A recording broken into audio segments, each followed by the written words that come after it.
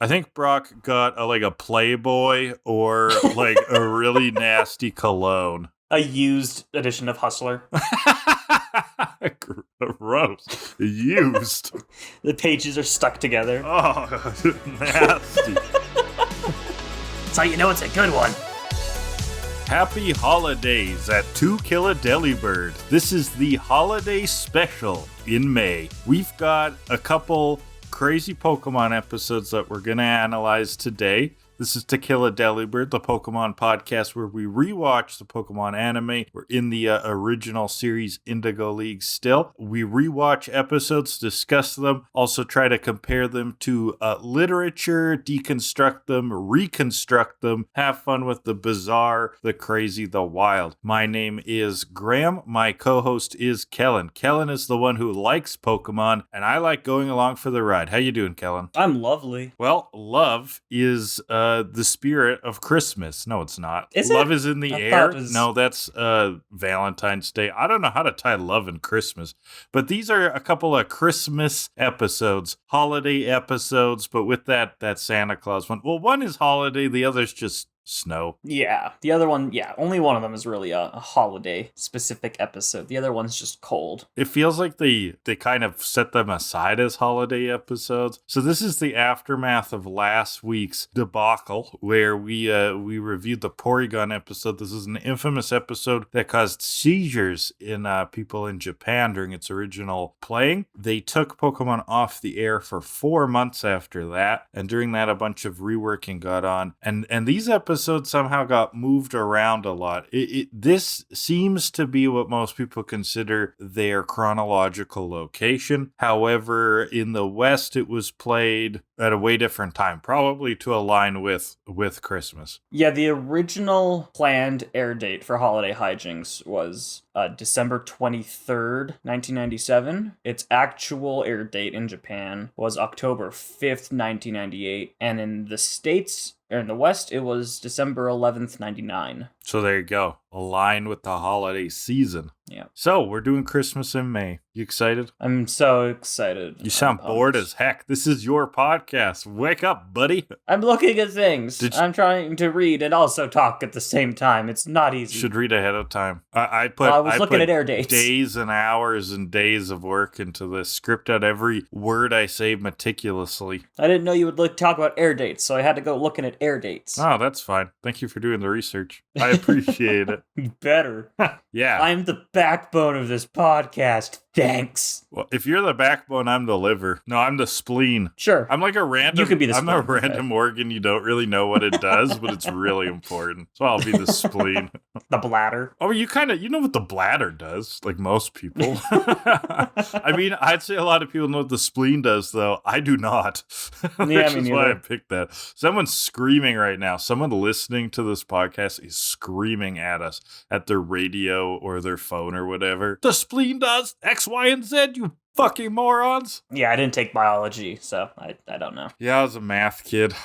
I was not that either. Were you an English kid? History passed my classes, and that's all I really cared about. kid? You got out of there. Nice. Yeah. Speaking of school, and research, I didn't do podcast research this week intentionally. I wanted to take us down a slightly different topic, for kind of a fun segment. And that's Canada's favorite pastime. Hockey playoffs are underway. I've been thinking about hockey. Are you familiar with the sport of hockey? Oh, you'll like this. Don't worry. I hate hockey. Shut up. I'm getting somewhere fun. Why do you hate hockey?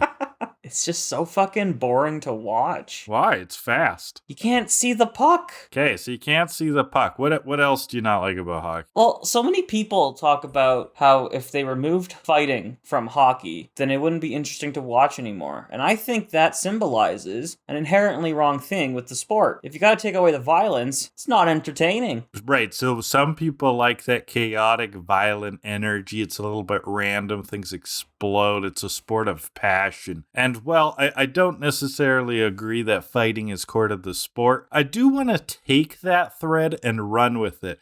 I think I have a way that we can improve the sport of hockey. A significant rule change that would make everybody, even haters want to watch it. Are you ready for this? I'm listening. Okay, so you know the 4-pore, right? The plastic ping pong pitcher of objective ratings. Yes. We have a giant 4-pore, okay? And in it are a bunch of additional rules or like constraints for the match. And at the beginning of every match, they pull a ping pong ball out of it and it has a random rule on it. So I'd like to brainstorm with you what some of these rules could be. Now, rule is the wrong word. I don't mean boring things like, like the blue line is at a different spot. I mean like someone pours honey all over the ice for this match and they still have to play. I'm thinking here's one I've thought of. They have to strap mattresses to their back and play with mattresses on their back. There will be one that doubles the size of the hockey sticks. There's another rule that makes the hockey sticks half as long. There's one where everyone wears goalie pads. Okay, here's one I thought of. Instead of hockey sticks, they have medieval weapons of their choice. That one could lead to a lot of deaths. What about rollerblades instead of ice skates? Oh, man. So many people are going to be injured. And it's still on ice, though, right? It's rollerblades, but on ice. Yeah. Here's one. They, instead of hockey sticks, pool noodles. Ooh, excellent. Replace the hockey puck with a football. Replace the hockey puck with a Pikachu that just runs away and thunder shocks everyone. If we were living in a very unethical society, I would say replace the hockey puck with a live rat. With the Rat King. How about, what the Rat King? A whole bunch of rats in the New York sewer that like fuse together with their tails. There we go. Isn't that something about the Nutcrackers or something? There's a Rat King in that. Well, you're teaching me literature, man. I don't know. Is that literature? I thought it was a ballet. Same thing. Sure. Okay. It's cultured. It's something. Unleash the Rat King. It's more cultured than what I'm talking about. Yeah, probably. I got another one that's just bees ? Just release a swarm of wasps onto the rink. Exactly. I'm also thinking we could get really high tech. You know how in like Mario sports games, there'll be like, in like tennis, there could be like an arena where they're actually over a pool and like various platforms that they're on make up the tennis court. So it kind of moves and you could fall through into a pool. Let's do that. That'd be fantastic. Giant moving pieces of ice that they have to get around. Okay, can we make a promise to the listeners right here? Mm-hmm. If we ever get big and the podcast blows up and we have a massive audience and someday we do like a live To Kill a Delibird show in some city and we sell tickets and everything, we will create a sport that utilizes the 4-pore and random rules. There you go. We'll do that. The 4-pore sport. The sport 4. The 4 sport. The sport pour 4-pore. The sport 4-pore bluer. The sport 4. Sport 4 scoreboard 4 sport. Do you have any other random rules you'd like to check in there?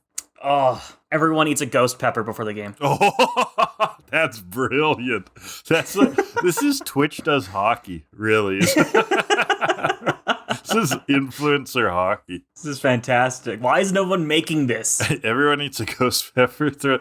You could also do the Hot Ones integrated challenge. So they have the Hot Ones hot sauces, and you have to take the next one, say every like 5 minutes. So by the end of the game, the heat's really ramped up and people are dying. The Stanley Cup, sponsored by Hot Ones. There you go, the Hot Ones Cup. I think that hockey players would hate this, but it sounds good for fans. I would love it. It's great TV. It's borderline unethical for the players. Not borderline, it is unethical. They know what they're getting themselves into. They signed up for it. Instead of hockey sticks, snakes. Ooh. Too far. That's terrifying. That's great. Okay, what about everyone's got jetpacks? And the hockey puck is like a bouncy ball. Like a 3-dimension, like a It's like a levitated, bouncy thing. Why has no one made a 3D hockey in like a video game? I don't know. Like a 3D hockey video game. I got one more. Let's hear it. You know those little scooter things that you ride around on in elementary schools? Oh, when you're in like grade 3? So 4 wheels the and butt a pad. Scooters. Yeah. The butt scooters. Everyone has to sit on the butt scooters. There you go. And if you leave your butt scooter, you're disqualified. Penalty box, yeah. Penalty box. And the penalty box has clowns in it. Oh my god. Everyone really wants to stay out of the penalty box. Stay away from the creepy clowns. You could have like the reverse for a match where like if you go into the penalty box, you get like massages and there's like wings and stuff. Like, I don't know, some kind of incentive to go there. Everyone gets one reverse penalty card per season, and they can play it when they get a penalty, and they can go to the good penalty box. Oh, the good place and the bad place. Yeah. Very nice, very nice. Okay, we could be here all day with this one. We should probably get to Pokemon. So we're changing the podcast completely. This is no longer a Pokemon podcast. It is a random generator hockey brainstorming podcast. What about ones where the clowns are let out and they just run around the ice? Okay, no, we're actually done now. That's so good, though. And if you hit a clown, you lose. Yeah, the clowns are trying to distract you, making balloon animals and shit, and you can't hit them. Oh my goodness. Oh, that's fantastic. That's right. And imagine the commentators on this. And there goes Bobo, making his 4th balloon dog of the game. Let's check the TSN turning point here. Things really turned around for the Detroit Red Wings when the balloon dog flew in front of the goal, the goal net. The goal net in front of the goalie, blocking that possibly winning shot. It's you don't see this every day, folks. Really crazy when a balloon dog is the difference. Okay, let's do Pokemon. How can Pokemon live up to that? I don't know, but we need to do it. We need to do it.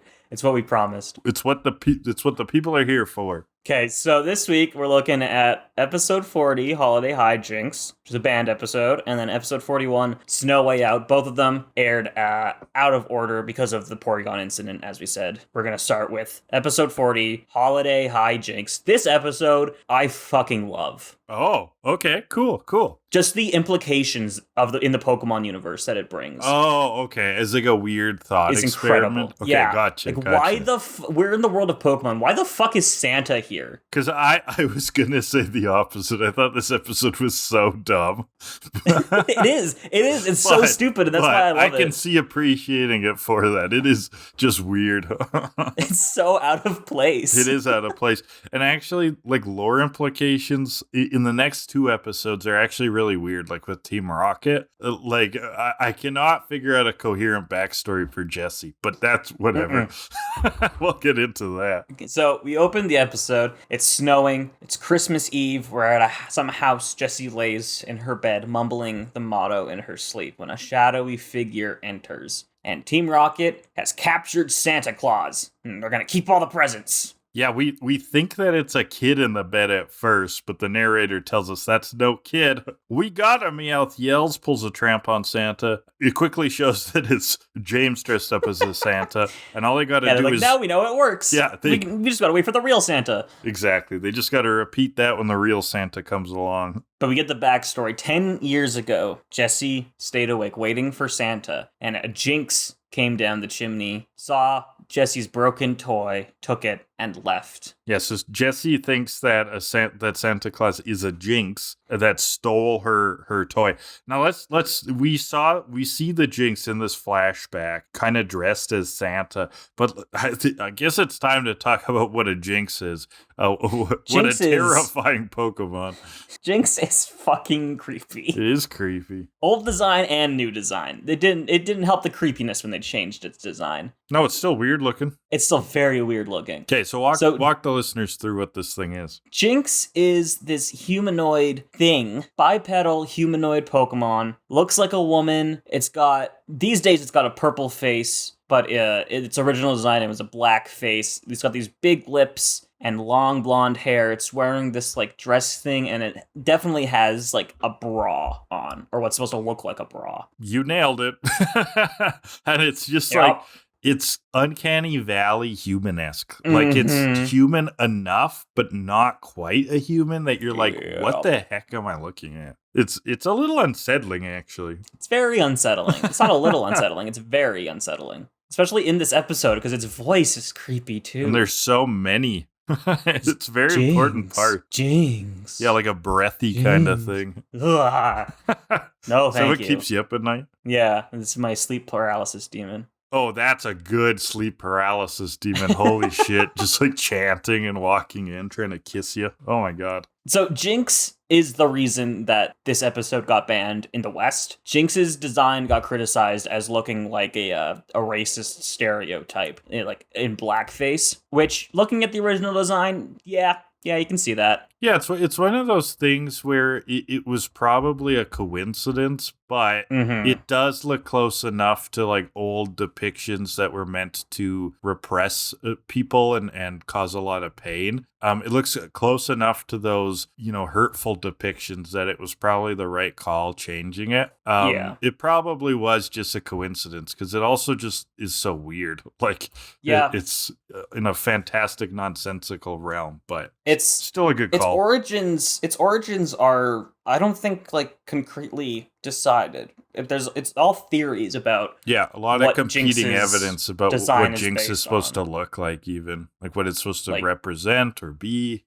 It's some think that it's based on like a Viking woman or Ganguro is what I'm reading. I believe that's the thing that you brought up. It is. The gal culture. It's a subculture of gals specifically. Yeah. So Harajuku girl kind of vibe, like a fun, fashion forward sort of person. But and then the other one is that it is supposed to be like a shield maiden Viking kind of thing. Yeah, people are totally conflicted. So we don't know. One I heard at one point, I read it somewhere. I do not remember in terms of if it was just a fan theory or if it was like from an actual developer or something. So take it with a grain of salt. It's probably not the official origin of Jynxll, but it's what I like to believe because I think it actually makes a lot of sense. What it said was that Jynx's original design was not intended to be a black face, but rather where its face is actually just a void. Oh, yeah. And its facial features are floating. And you can look at its Pokemon Stadium getting hurt animations and its fainting animations, and it actually kind of leads some credibility to that theory because its eyes and mouth move as if independent from the rest of its body. And when it faints, it leaves behind the dress and the hair, and the face is just gone. Oh, so it's a ghost, kind of. Kind of, yeah. Like some kind of metaphysical apparition. Yeah, so the idea is the original design is that there is no face, its eyes and lips are just floating there. Cool. Which I like that theory, but who knows how real it is. They're all just theories. Yeah. No official takes on this, eh? Pokemon Company's just never game said. Theories. Thanks for watching. Pokemon. All right. Pokemon Company's never come out and been like, right, so I know y'all want to know what the fuck up is with Jynxll, and well, LSD. Thank you. So all right, let's get back to the episode. Into the episode. Yeah, so this really did. Now it kicks off. We jump to the gang who are on a beach somewhere, and they see a Jynxll. Okay. Yeah, there's a Jynxll standing on the shore of this beach holding a boot. The Pokedex calls it a human-type Pokemon, and we learn that it has a kiss that puts people on Pokemon into a deep sleep. Yeah, that's lovely kiss. That is actually a move. Oh, there you go. And it causes sleep? Yep. Right, so Ash wants to capture this thing. He's like, heck yeah, I want that freak on board. Freak party, let's go. Pikachu, Thundershock. It doesn't work. Yeah, the Jynxll, or the Thunder, it kind of shrugs off the Thundershock. It kisses Pikachu, puts him to sleep, and then Ash throws out Charmander to Fire Spin or Flamethrower it. And then he throws a Pokeball, but Jynxll uses telekinesis to pick this boot back up that she's been holding, and intercepts the Pokeball. Right, Pokeball doesn't work. The boot looks significant. Misty's thinking maybe it's got a trainer. And then Misty picks up the boot and looks into it, and she's like, this boot belongs to Santa Claus. Because it has Santa's picture inside of the boot. It's fucking ridiculous. It's ridiculous. Why is Santa in this show? And tying it to Santa so quickly like that was pretty funny. Santa's out boot. Of fucking nowhere. Yeah. So, yeah, Brock infers that this Jynx belongs to Santa Claus. And to confirm that theory, Jynx tries to kiss him. And oh my goodness, look at this. Brock doesn't like an unwanted advance. I wrote that down too. I'm like, take some notes, Brock. You know, is he gonna learn a lesson here? No, he's not. No, he's not. Not at all. But see, well, he doesn't advance onto another woman in the next episode, probably because there aren't women to do that with. But still, he maybe made like a snow woman. Maybe in the times he's off. In the times he's off camera, he makes like a snow lady. So she psychically projects some memories into their heads. Jynx got stuck on an iceberg that broke off and floated away to sea, ended up on this beach somehow. And the gang is going to help her get back to the North Pole, back to Santa's workshop. Yeah, and that's really important. How is Santa going to deliver presents without this Jynx at his right hand and this boot on his left foot? I find it funny how critical this boot is in the episode. Yeah. Like they're implying that Santa only owns one pair of boots. That he couldn't get new boots. It's like really important getting this. Like the Jynx is important, getting the boot back. Holy moly. The boot is the most important part here. The magical boot of destiny. So Team Rocket is spying on them. Oh my god. Surprise, surprise. They're going to follow the gang to the North Pole. Jessie wants to get her revenge on Jynx Santa Claus. Yep. They're going to go get the gifts. She thinks that is Santa they're following, but she thinks that the gifts are still all at the North Pole. They're going to go there and steal everything. Yeah, she's under the impression from when she saw the Jynx when she was a young child that Santa Claus is a Jynx, not an actual person. Right. So, and that's going to keep up until she actually sees Santa. We don't know if there's a human Santa. Maybe it is. Maybe it is just Jynx. We'll see. Maybe Jynx is real, the real world, and that's Santa. Please don't. Don't even say that. Can't handle that. Heart too timid for a real Jynx. So the gang. You can't tell me if you saw a Jynx in real life, you wouldn't run the other direction. Yeah, I would just die. Yeah. Game over, man. So the gang's gonna get to the North Pole. So they've got a raft, and they're gonna use their water Pokemon to pull them along. Psyduck's just gonna hang out on the raft though, because he's doing his best. He's doing his best. Yeah. And Team Rocket's underneath them, following in the Gyarados sub. Another taking episode, quite a lot of energy. Another banned episode featuring the Gyarados sub. Maybe it's the Gyarados sub that's the problem. Maybe. It is crazy to suggest that they could bicycle power a submarine for that long.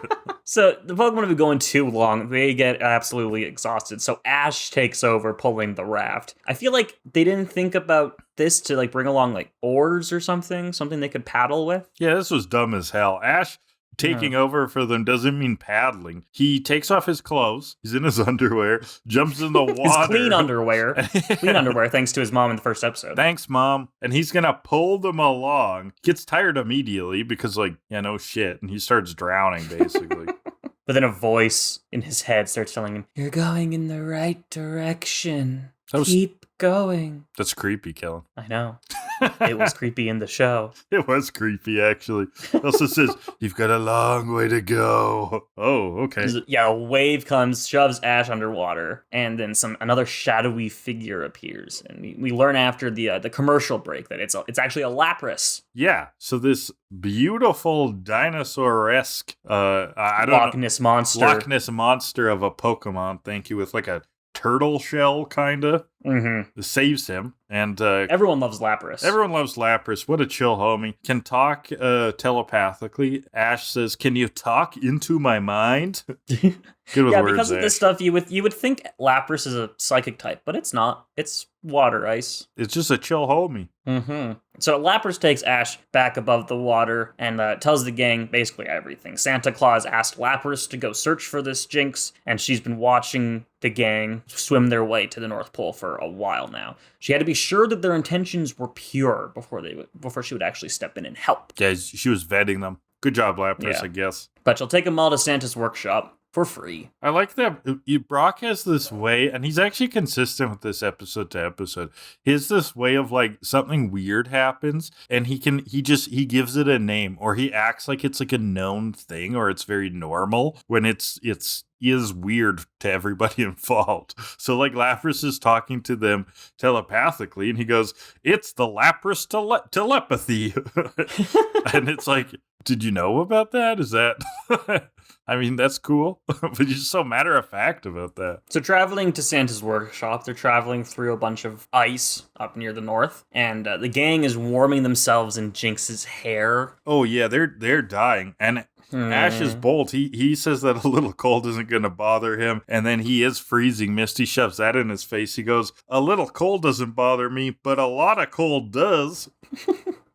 Classic Ash. Good one, Ash. I actually like that joke. I'm going to use it. Too prideful of himself and then having to eat his own words. But he eats his own words with wordplay. What better way to do it? They're almost at Santa's workshop when Team Rocket in the Gyarados sub intercepts them in front. And they come out. Team Rocket, they're fucking exhausted. They're so tired. They just pooped. biked to the North Pole. Yeah, and they're also freezing as soon as they step out of the sub, because obviously. So this is a fast and chilly chant. They start to do the Team Rocket chant, but it's very quick. And when Meowth jumps out to do his part, he just freaks out, can't handle the cold. Now's a good time to go undercover, and he pops back into the submarine where he has a functioning kotatsu. You know what a kotatsu is? I heard the word. I think I have one in Animal Crossing, but I don't know what it is. Yeah, you probably do. It's basically a table with a blanket with like a heater underneath it. So it's like you sit at this table, do your homework or whatever, and then there's like a heater under the table that keeps like your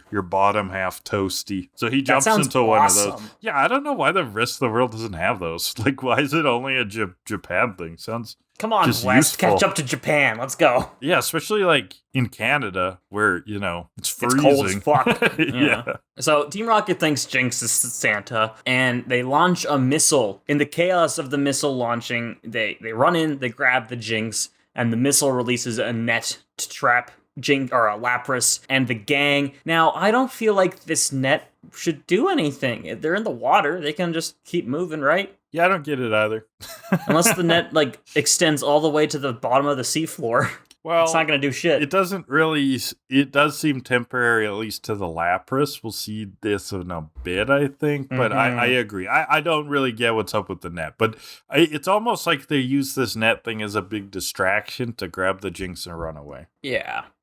So Team Rocket has the Jynx at Santa's workshop. They peek in. It's full of Jynx, and then there is one human. It's Santa Claus. So Santa's real. You got it, folks. Yeah, in the Pokemon world, at least. And he's like the Western cartoon depiction of Santa as well. Like he does feel kind of out of place. He doesn't look like an anime character. He doesn't look like a Pokemon character. He's just Santa. So they deliver Santa's boot, and then the gang comes back up into Santa's workshop behind them. And Team Rocket ties up Santa, and they say he's going to be tied up this Christmas, and then it's not too bad. The gang warns them. These three are on your naughty list, Santa. But Team Rocket, now it's got everyone tied up. And then they order the Jynx to put all of the presents into their Gyarados sub. Why are the Jynx listening to them? Who knows? Just because they've got Santa hostage? Is that it? I guess so. I guess. I was like, why are they doing that? And sometime between the last scene and this one, the gang got tied up too. I don't know if I missed something, but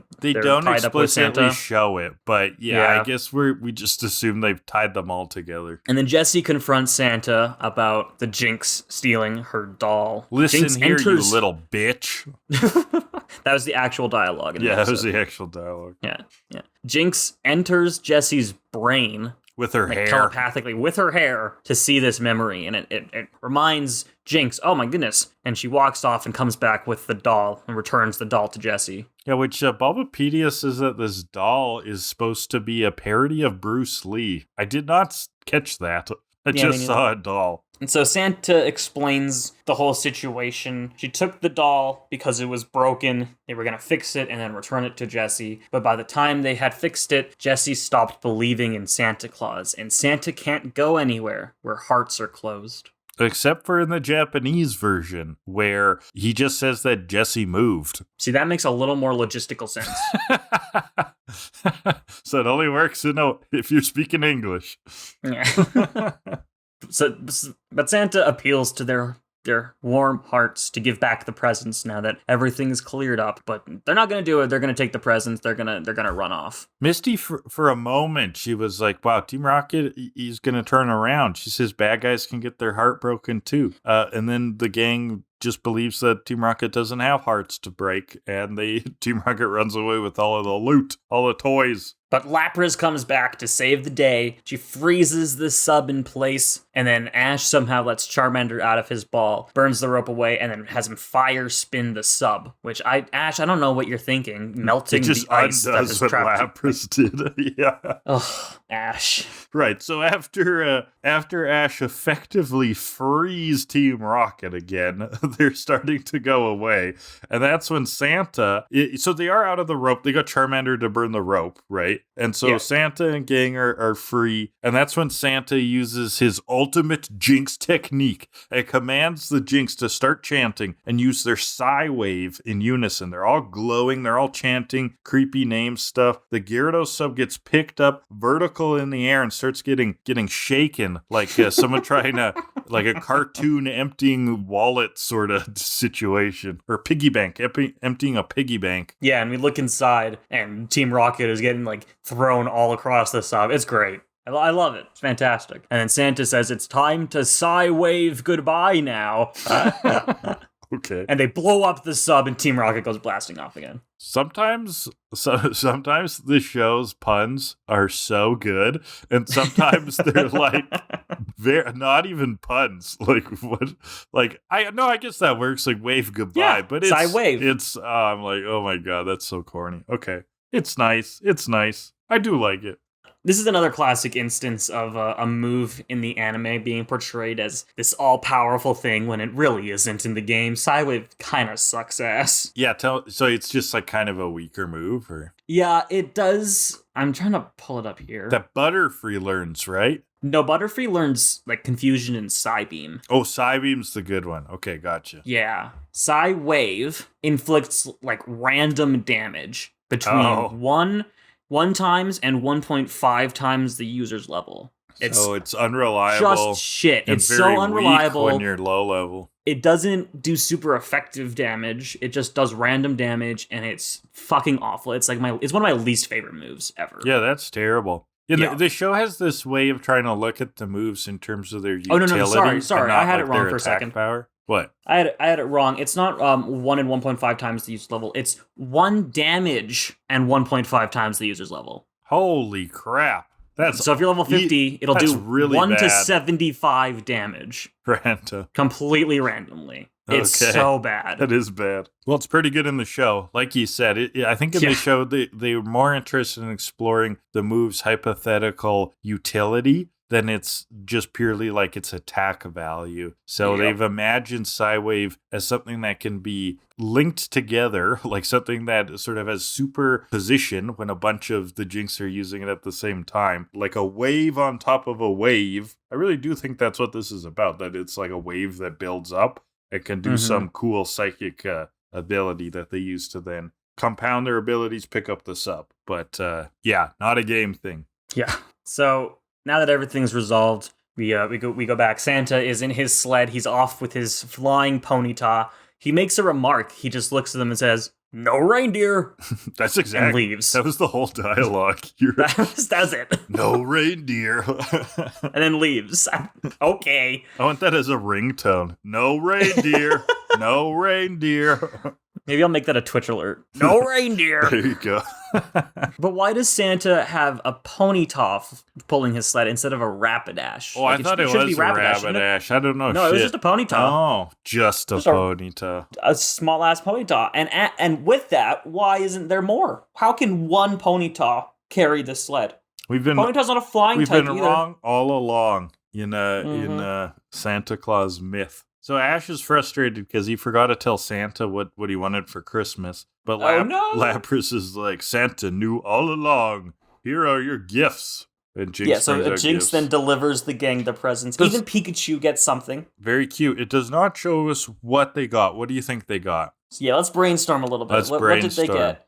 I think Brock got a picture of Officer Jenny and Nurse Joy. I think Brock got a Playboy or like a really nasty cologne. A used edition of Hustler. Gross. Used. The pages are stuck together. Oh, nasty. It's like, it's a good one. It's like a weird depraved Pokemon Hustler 2 where like the girls are like dressed up as like it's not cat girls, it's like Meowth girls. Oh man. Okay, so that's what Brock got. Misty got either some kind of like fun new outfit or something to do with water Pokemon. What about a bike bell? That's harsh. Santa, you've got a sick sense of humor. Gets her a bike bell. Just rubbing it in. And Ash got a book. Any book. Yeah, just any book. Dear God. And Santa even left him a personal note that said, Dear God, just read something, anything. No, he probably got another hat. A limited edition Santa Claus hat. This is where all the hats come from. Santa Claus? In the series. He gets a new hat for every region. This is where they all come from. Santa gave it to him. Santa. Very nice, very nice. Yeah, probably a hat. And I think Pikachu got a new sleeping bag. Oh, yeah. Like a really warm, Nordic sleeping bag. Insulated. Yeah. Beautiful. Well, there you go. Shout us out in the comments if you got any other ideas of what they got for Christmas. We'd love to hear. So at the end of the episode, we're back at Jesse's house. I think we're supposed to assume it is Jesse's house. So this house of Jesse's is a freaking castle. Yeah, it's on a cliff. Yeah, like what the heck? And so they're still hoping Santa will visit if they go to sleep. And it totally Santa contradicts with the vision of Jesse's past in the next episode. And Santa does visit, but it's Jynx. And Jynx does a lovely kiss attack to put them all to sleep. And that's the episode. She kisses them and then smothers them with their pillows. Mm-hmm. So some things about this episode. I went over repercussions of the Porygon episode last time. And I thought that was interesting. So I looked through and found repercussions of the Jynx criticism in full. The big ones are that Jynx's sprites in gold, silver, and crystal were edited in the West only to have purple skin instead of black. Episode 250 of the anime was cut from international airings because of Jynx, and a scene from the Gen 3 anime was cut from the dubs because of Jynx's original design being edited. Jynx's official design was changed to have purple skin starting in Pokemon Ruby and Sapphire, and 53 episodes after Jynx's redesign was Jynx's last major appearance, and has not appeared in the anime at all since, aside from a couple of background appearances in openings of movies. And nobody missed Jynx. And nobody missed it. That's the thing. It's like especially when there's controversy about a Pokemon like Jynx, you're like, yeah, just get rid of it. Like, mm-hmm. Like there's no one whose favorite Pokemon was Jynx, right? Be like, whose favorite Pokemon is Mr. Mime? There's one freak out there. Shout us out in the comments if you're that freak. We love freaks. All right, let's throw it to Literary Hour. Literary Hour. Well, I mean, the night before Christmas. It's the night before Christmas. Yeah. Like it's your classic Christmas episode. It's been done a million times. Every sitcom, every show under the sun has had like a night before Christmas episode. And that's what this is. It's all about the Santa and the spirit of Christmas. It made me think of all kinds of Christmas related stories. Christmas Carol, the classic Rudolph Christmas special, the one that's like the claymation one, pretty important piece of media. Kiss Save Santa, come on. Yeah, That's it. It's a Christmas tale. It's not that. It is kind of deep in the sense that it's, you could really talk about Christmas sort of origins a lot. Like, and specifically when I say Christmas, I mean the whole Santa Claus myth and that attachment to things. Interesting seeing this from a Japanese studio. I know that they do have Christmas in Japan, but it's like it's treated as purely like a Hallmark holiday. It's like a 1-day sort of thing. It's not that big of a deal. Your family holiday is actually New Year's. That's when really exchange gifts, and it's a much bigger deal. Christmas, you go out with your friends, or if you have a partner, it's like a dates and couples and stuff. And for some reason, you eat Kentucky Fried Chicken. Kentucky, did you know this? Nice. Kentucky Fried Chicken is like super aggressive in their marketing around the holidays in Japan. So it's like a huge trend. And you have to like book it like weeks ahead to make sure you get you have your Christmas bucket. Nice. And I am not kidding. I love that. Yeah. And to go back to the end of last episode where I said I was going to go get KFC, I just want to inform the listeners, I did in fact go get KFC that night. Wow, you did, really? I followed through. What'd you get? I got a 4-piece box. 4-piece box. Heck yeah. 4 with pieces for the salad. 4 poor. Oh yeah. You get some gravy? No, actually. Oh, they have such a distinct gravy. I don't know if I'd say it's good, but it's just like there. I just like the chicken on its own. So. Yeah, fair. Right on. All right, that was easy literary hour. Let's get to the 4 poor. Yeah, let's hear it. What are categories? First category for Holiday Hi-Jynx will be the ironic Pokedex. I'm still not sure how to rank this one. So the Pokedex, it's like when it's sassy or something, or says something wrong, maybe.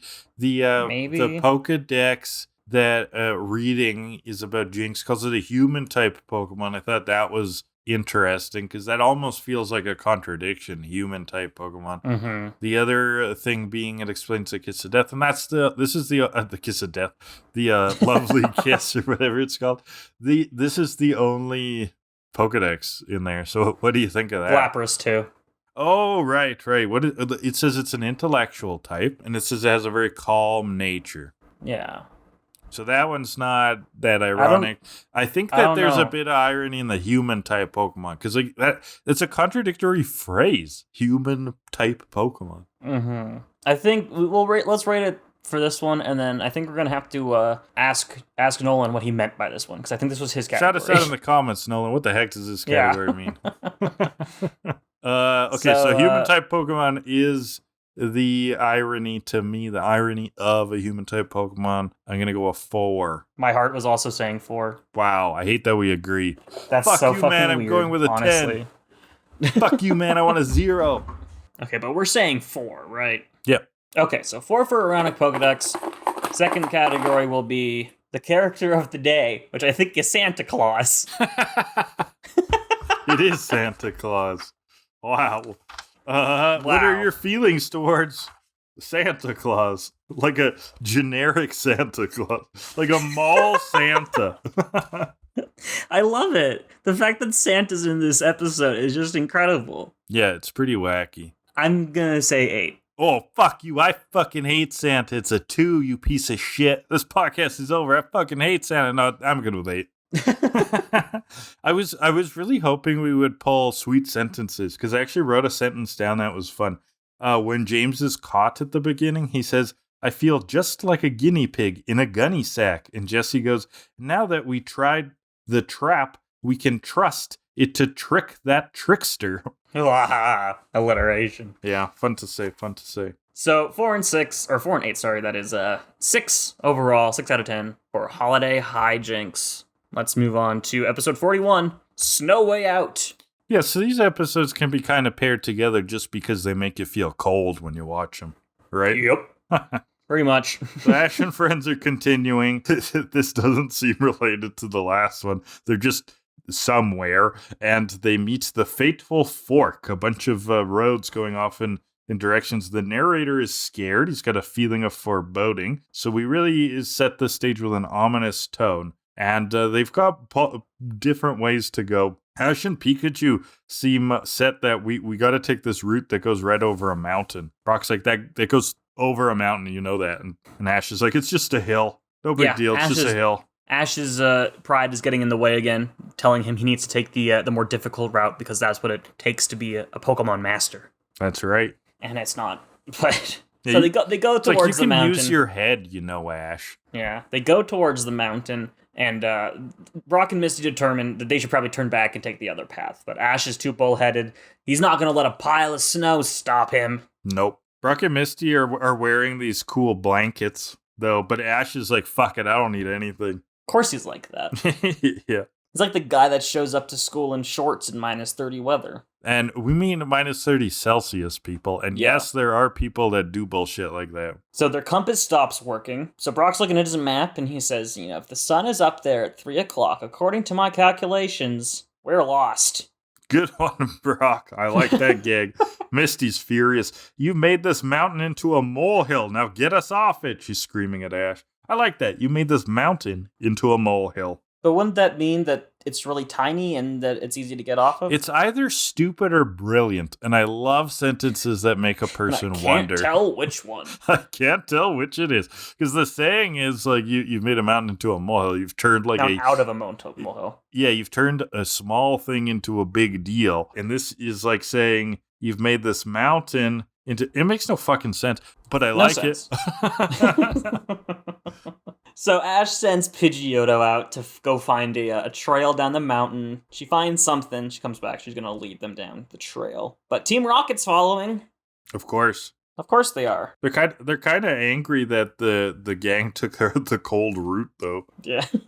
Meowth's feeling like a catsicle. But Jessie loves snow. And this is where we get a view into her past. She loves snow. She's got this connection with snow from when she was a kid. Yeah, we get the flashback.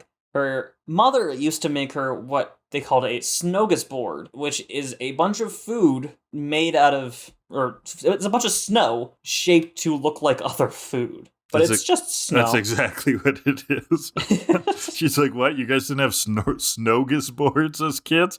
They were like, what are you talking about, Jessie? She says there's nothing like snow cooking. Snow cooking. In the flashback, Jessie's mom is showing off all this food. Snow loaf with snow sauce, snow potatoes with snow sour cream, a sampler of sushi snow rolls, and your favorite, snow pudding. It's all just a mountain of snow. Yeah. So At weird. least like the other ones are, they look like the food they've been shaped. Supposed to be. Yeah, they've been shaped. But the snow pudding is just a pile of snow in a bowl. Yeah, the pudding's like, I'm over it. I'm done. So Jessie had to eat snow as a kid, and she loved it. Okay. It helped her keep her figure. Meowth's appalled. She's like, you ate snow? At least it's natural, but you ate snow? So they try to head off in the balloon. They're like, let's make like the snow and drift. But as they're doing the Team Rocket motto, the balloon floats away, and they don't notice. They're starting to do the Team Rocket chant, and Meowth interrupts halfway that the balloon's drifting away. We need that hot air. And then, in typical Pokemon fashion, the storm clouds roll in. Yeah. What's a Pokemon episode without a storm? Right? The gang has to keep moving. Team Rocket couldn't catch up to the balloon. They're getting hungry, so Jessie is going to make them some snow rolls. Yeah, but she needs the soy sauce from the balloon. Meowth wants ketchup, but Jessie swears that soy sauce on your snow rolls is perfect. You can't have a snow roll without soy sauce. What the fuck is Jessie talking about this episode? She wants to put soy sauce on snow. Oh my god. Meowth said it earlier in the episode. She's gotten a little flaky. Yeah. Snowflakes. Oh. That's the joke. Yes. So thank you for explaining it. That's what I do here, explain jokes. So I'm just really confused, though, about what Jessie's origin story is. Because in the last episode, we saw her waiting for Santa Claus. She's got like a toy. She lived in like a fucking castle. They like go back to her castle home. But in this one, it's implied that she was so poor that her mom made her snow for supper. Yeah. Pokemon and contradiction goes together like peanut butter and jelly. So Pokemon and contradictions go together like Pokemon and storms? That too, yes. So the gang continues in the blizzard. Ash doesn't want to set up camp because he's an idiot. Brock gets him to come too, but a gust of wind blows Pikachu away and Ash has to go after him. Yeah, this gust sends Pikachu flying. Like, It's kind of scary, kind of sad. Ash is pushing through the storm, following after Pikachu. We can hear Pikachu scream, and basically Ash and Pikachu start playing Marco Polo to stay connected. Yeah, he hears Pikachu screaming. He's trudging through the knee-deep snow. He falls down a small cliff and finds Pikachu clinging to the side of the mountain. Desperately it's clinging. So sad. So it's sad so indeed. Sad. He's grabbing for his hand, misses. Pikachu falls, grabs on another part of the ledge, though. Good job, Pikachu. And then Ash has the smart idea finally. He gets Bulbasaur out to pull Pikachu up with his vines. I thought he took way too long to think of that, though. I was like, why didn't you do that right away? That's like his go-to in most situations, is Bulbasaur's vines. Bulbasaur's vines, yeah. But as Bulbasaur is trying to get Pikachu to grab onto the vines, Pikachu slips, falls again, but Bulbasaur catches him in time before he hits the ground and pulls him up. Terrifying. And Bulbasaur was so proud of himself. You did good, Bulbasaur. You done good. Pikachu's wondering where Brock is, but Ash explains, like, we're stuck, can't go back up. What are we going to do? Well, they're going to use Brock's idea of digging a snow cave. Well, you missed that Pikachu does an impression of Brock. He, changes his face. I did miss that. He great. does an impression. Yeah, he's like, he morphs his face to look like Brock. Makes, the spiky hair and the long eyes. Wow, so Pikachu is a ditto. Yeah. This isn't Pikachu. This is the ditto. Pikachu's left at the House of Imite being held by Duplica, who is also a dildo. Oh my god, I did it again. I'm swearing to do this on purpose. Duplica, who's also a ditto. Ditto. There you go. They're all dittos. And this is actually the ditto. It's Invasion of the Body Snatchers. That's my literary comparison. They're Skrulls. They've all been switched out for aliens. There you go. Oh my god, terrifying. But yeah, they use Brock's idea to dig out a snow cave. Ash can't get far, so he gets Charmander to just flamethrower, and it cuts out this beautiful snow cave in one go. I was also like, why isn't he just using Charmander? Because at the start he's digging with his hands, and he's like, gee, my hands are cold.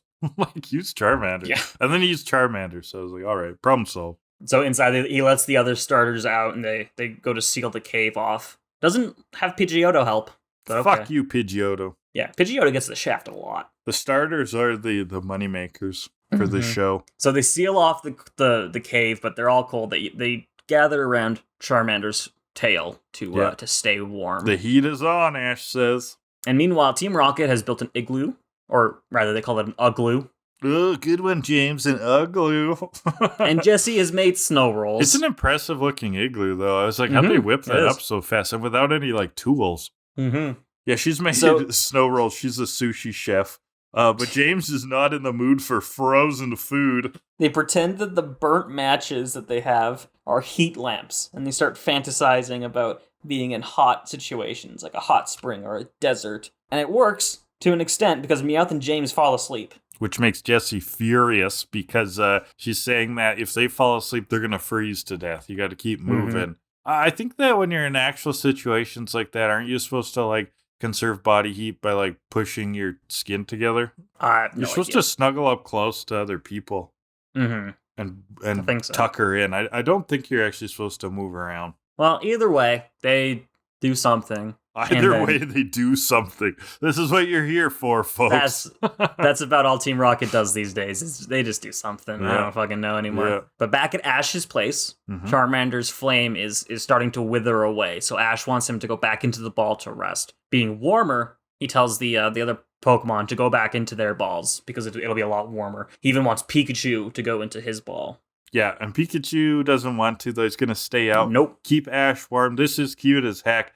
Pikachu's cuddling Ash. They're shivering. Ash is using a coat to keep the Pokeballs warm. It looks like it's working. It is very sweet. So yeah, he's using his jacket. The snow door breaks. The cold gets back in. He begs for Pikachu to go into his ball, but Pikachu will not leave Ash alone in this situation. Even Ash goes, it's an order. Oh. But Pikachu refuses, and all of the other Pokemon come out of their balls again to including your keep boy Ash warm. Pidgeotto this time. This is great. So all the Pokemon come out, and Ash is like, Squirtle, Bulbasaur, Charmander. Pidgeotto? He's shocked that Pidgeotto is there. He's like, he doesn't understand. Who are you again? Exactly. He's like, hi, my name's Ash. Nice to meet you. Yeah. Why are you surprised Pidgeotto's there? Pidgeotto? This is the second Pokemon you caught, Ash. Excuse me, sir. Who are you again? This is ridiculous. Yeah. He gives in and lets the Pokemon stay out, and they're all going to be called together to this very sad music. It's actually touching. It's heartbreaking. Ash is like sobbing during this. He's so moved. You win. Guess we'll all be cold together. And so we cut to the next morning. The blizzard is done. Charmander melts the door off the cave, and they're greeted by Brock and Misty at the top of the cliff. Brock is able to use Onix to bring Ash up to the top of the cliff with all of his Pokemon. And we learned that Onix dug through the snow cave that Brock made and found a hot spring underground. And so Brock and Misty were in a hot spring all night. Yeah, Brock and Misty had like a great relaxing evening. Yeah. Watching The Sopranos. Just staying cozy. And Ash and his Pokemon all nearly died. So there's that. But the blizzard also blew in Team Rocket's balloon, and Brock uses Vulpix to light it up and get it back in the air, and they use it to escape the mountains. Yeah, so they get away on the balloon, and as they're going away, we cut to Team Rocket, and they've stayed up all night. They're pulling at each other's faces to stay awake. Yeah, I couldn't tell if this was to stay awake or if it was to keep feeling in their faces. Yeah, maybe that's it. I don't really know, but they're stretching out each other's faces. I think one of them says that they need like some facial. They need to go to the spa after. But they see the balloon and they go running after it, and they fall off this little cliff. They land in a hot spring. They were right beside one the whole time. To the whole time. Yeah. Nearly died. And then as they zoom out, Team Rocket is warming up again. Sure are. And then over the mountains, the gang sees a town. Back to Team Rocket. They can't decide if they want to leave or stay because it's too hot in the spring, too cold on the outside, and we just leave them there. Such is life. All been there in the shower, and you're like, fuck, exactly. I don't know what to do. The two worst times of the two worst places in the house is in the morning, the bed to the shower, yeah, and after the shower, back to the bedroom to get dressed or whatever. Those are like the two worst places in the house. I agree. I don't know why. That's so annoying. And why do we put this annoying time in our lives right in the morning? Mornings are miserable. Tell me about it. I am telling you about it. Yeah, it's true. So but that's the episode. This episode's a literary hour. It made me think of two things. This is a survival story, right? It's about surviving on the mountains and in the cold. Classic Canadian novel Lost in the Barrens by Farley Mowat. Have you read it? Take a guess. I figured you might have read it in school, but I guess no, eh? Okay. Never heard of it. Well, weirdly enough, I think your oldest brother had told me to read it when we were little kids. Because it was like one of the books he liked in school.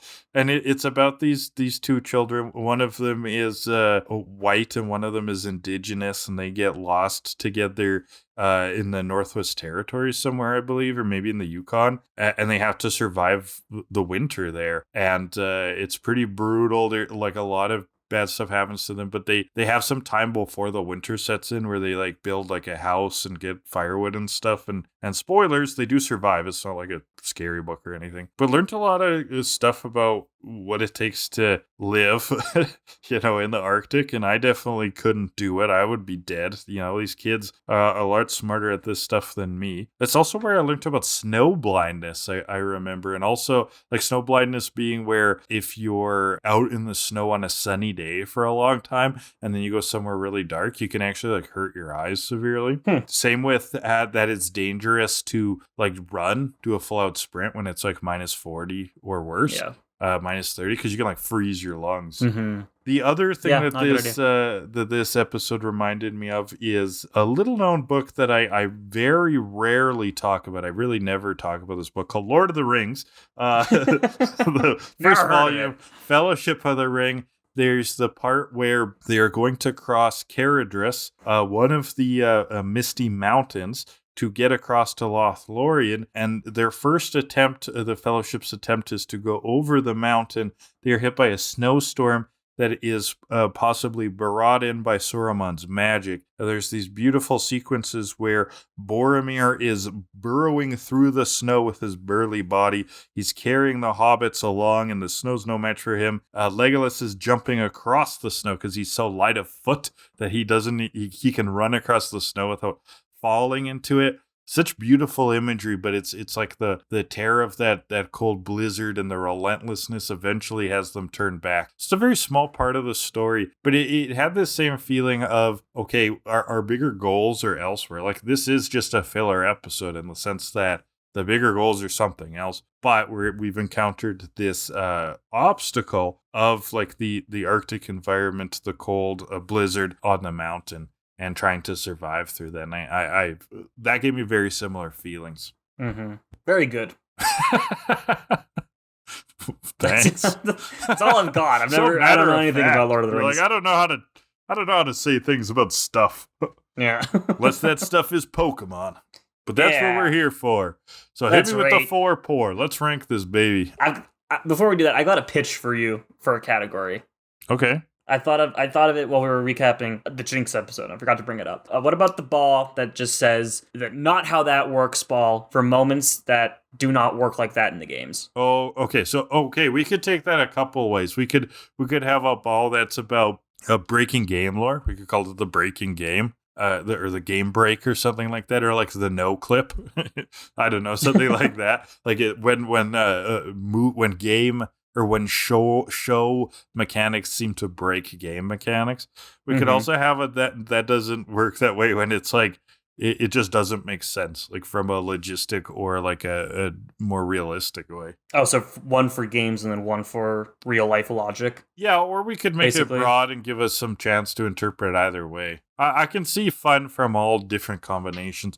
Shout us out in the comments. What do you think? The thing about the one for debating it in real life is I like there's just a million moments like that in every episode. Yeah, I think you're right too. I was thinking more about like we do call them out. That's not how that works. But no, you're right. It would be far more focused to just stick to the game ones. Yeah, because some of the it's not how that works in real life ones are just way too easy. Like anything that happens to Team Rocket violence wise. Mm-hmm. Yeah, like there's always one of those. yeah, they always get their faces melted off or their butts chopped in half or they get buried in cement or like drowned and have to ride unicycles over the bottom of the river.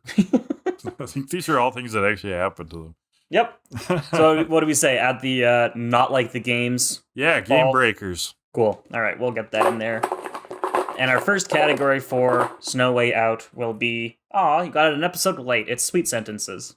Oh. There's still some good ones in here. Let's go back through the notes. Team Rocket is warming up again. Nice one. She's getting flaky. The glue. Glue, okay. Let's make like snow and drift. Nothing like snow cooking. That's good. Nothing like snow cooking. The name of the title of the episode, Snow Way Home, is good. If the sun is up there at 3:00, according to my calculations, we're lost. The heat is on. Also, even Snowgasboard. Yeah, Snowgasboard and the whole snow loaf with snow sauce, snow potatoes with snow sour cream, a sampler of sushi snow rolls, and snow pudding. That's pretty good. Meowth Catsicle. Yeah, not a bad dialogue episode. My favorite. You've made this mountain into a molehill, which is just so stupid and might work. There's also like when they're first realized that the hill is probably going to be problematic, Misty's like, we need a ski lift to get up this. So not bad. We found a few fun ones. That's true. So what do you say? 1, I fucking hated it. I fucking hate sentences, man. No, I'd go with 8. I was thinking 7, so we can do 7.5. Fuck you, man. 10, 12. I don't even like scoring. Fuck you, man. Yeah, 7.5. So we were going with. Yeah, that's good. How many times are you going to make that joke today? Until it's good content. I think you're going to be doing it for a long time. Yeah, we'll see. Sometimes jokes, when they get old, they mold and they turn into something beautiful. I'm going to make the cheese equivalent of jokes. Make it ferment and rot so much that it's tasty and exquisite. All right, let's do the second category. It will be the jelly donut effect. So there's not a ton I was looking at, but there is something interesting that the scene where Jesse and James and Meowth are in the igloo with the matches, there is 24 seconds cut out of that scene where they are lighting the matches and lighting candles with them. Why? I don't know. They just censored candles? Yeah, they just censored the open flames, I guess. Oh, dear God. Kids can't see flames. Okay, that's weird. Yeah, the only other dub edit is that the Jessie's caretaker is just referred to as a caretaker. Like her mother, what they call the mother in the dub, in the Japanese is just her caretaker. So those aren't interesting jelly donut effects at all. So like a 0. 4. Well, they're present. Fuck you, man. They suck. 0. Oh my God. Here we go. No, I'm serious. These are awful. These aren't interesting at all. These aren't even really edits. They're just like the candle thing feels like someone forgot the frames. Like they dropped them on the floor. They got kicked underneath the table. Then we have actual disparity there. I say 4, you say 0. So that's 2. And 2 plus 7.5, 9.5. That will be 4.75 for Snow Way Out. Terrible episode.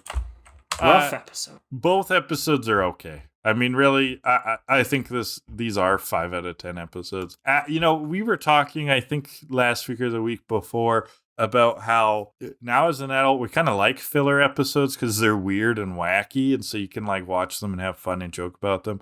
But as a kid, they were just like insufferable because you're waiting for like the next big thing to happen. And yeah, these are a ton of episodes for not a lot. Not a lot towards Ash's journey really happens. Like they're just like could you imagine being so pumped? Like, oh, maybe Ash is gonna get his next badge, or like maybe we'll see a sweet new Pokemon. And it's like this whole episode takes place on a mountain. It's about like getting cold. You'd be like, oh my God. The Santa one, you'd just be like, what the heck is going on? Yeah. Santa. Well, that's about it. That's all we got for you today. Yeah, what are we doing next week? Next week, we're looking at episode 42, The Battling Eevee Brothers, and episode 43, Wake Up, Snorlax. Oh, sick. These are more filler, aren't they? Yep. But at least we get Snorlax. We're going to be doing filler for about probably a couple months, I think. Oh my God, this is a filler podcast. We should come up with our own filler to fill. I think that's what we did at the start as we of discussed. Today. Yeah, with so we should think of more stuff like that. Shout us out in the comments if you like the hockey bit. Got more where that's come from. Doesn't need to be sports related. Just any sort of nonsensical reinterpretation of life. I would love to stick more filler into this. We could get really slice of life with our filler and just talk about like how we had to stand in line at the car registry to get our registration renewed or something. Yeah, if you don't like filler, then, well, it sucks to be you because the Pokemon anime is like 90% filler. It's like a jelly donut. It's just full. Yeah. Of filler. Nothing but filler. But that's what we're doing next week. That's it. Sweet. Well, I'm excited because of Snorlax. He looks so cuddly. Snorlax is great. Everyone loves Snorlax. Everyone loves Snorlax. Except like in like Smash Brothers when the Snorlax fills the screen every like 10 seconds. Oh my God. Terrifying. All right. Well, I've been Graham. You've been Kellan. This was a fun one. Shout us out in the comments, for any feedback. Let us know how you're liking this. Even critical kind of feedback. We want to serve. What are you liking? What are you not liking? If you're not listening on YouTube, you can also see us. You can also hit us up at the To Kill A Delibird at gmail.com. Yeah, that if you hate our voices, that's something podcasts that people on YouTube say when they've got a podcast. And the place to go is anywhere for that. Spotify, Stitcher, all of those podcast places. We're on all of them and probably a bunch that I've never even heard of. Check this out. And on YouTube, it's the Skittlewickers YouTube channel. Subject to change. Intro and outro music is 80 Synthwave by Alexi Action. Well, Kellan, it's that time again. It's that time of the episode again. The end of it. See ya. Yay. And if you tell us our voices are horrible to listen to, I'll even give your comment a little heart. I kind of, I was scared of hearing my own voice. I'm starting to kind of like it. You get used to it. You very much get used to it. I started disassociating. It's not even me. It's just like a guy who talks about Pokemon on the internet.